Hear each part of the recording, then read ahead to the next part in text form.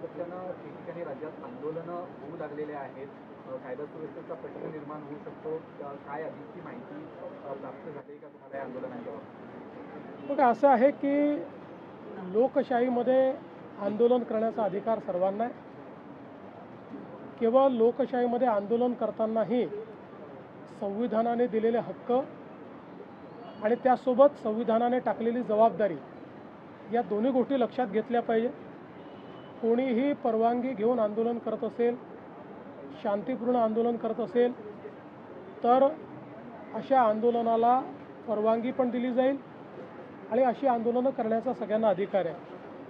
जाणीवपूर्वक राजकीय अशांतता तयार करण्याकरता बिना परवानगी आंदोलनं करणे, हिंसा करणे हे मात्र कुठल्याही परिस्थितीमध्ये योग्य नाही. त्याच्यावर आवश्यक ती कारवाई केली जाईल.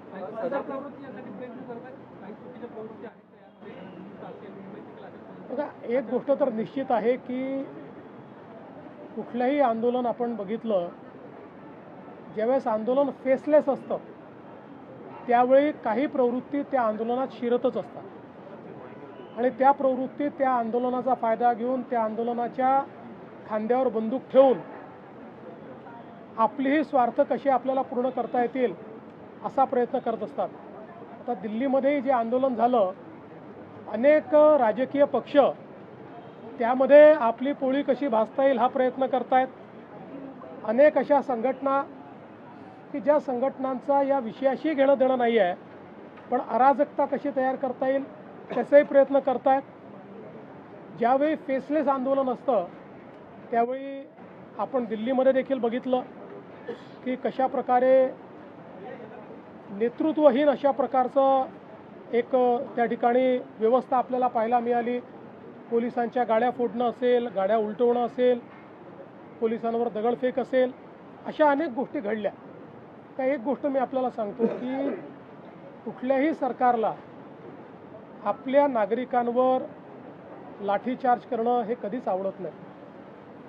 पण काल आपण बघितलं असेल ज्या प्रकारची अवस्था त्या ठिकाणी होती, जर पोलिसांनी कंट्रोल घेतला नसता तर अनेक अनावश्यक अशा गोष्टी त्या ठिकाणी घडल्या असत्या.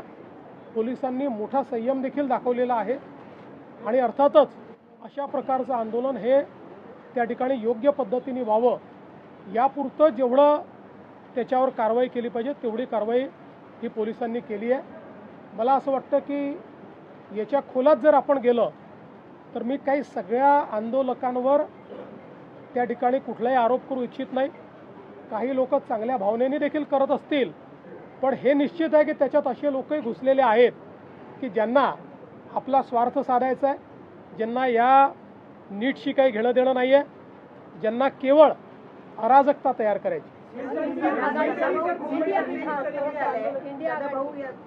वक्तव्य आलंय, त्यांनी म्हटलंय की जंतर मंतरवर आंदोलन करणारे हे अतिरेकी आहेत. सदाभाऊ काय बोलले हे मला माहिती नाही.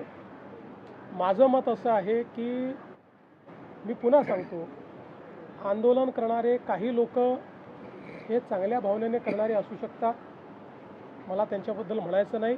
पण हेही तेवढंच खरं आहे की त्याच्यामध्ये काही लोक आपला अजेंडा घेऊन शिरलेले आहेत हे मात्र स्पष्ट दिसत आहे. त्यातल्या अनेक लोकांना नीट काय हे देखील माहिती नाही, परीक्षा कधी झाली हे देखील माहिती नाही. ते आपापला अजेंडा त्या ठिकाणी सांगून राहिलेले आहेत. याचा अर्थ काय? याचा अर्थ असा आहे की सगळे काही एका दिशेने चालणारे एका विचाराकरता तिथे आलेले नाही आहेत.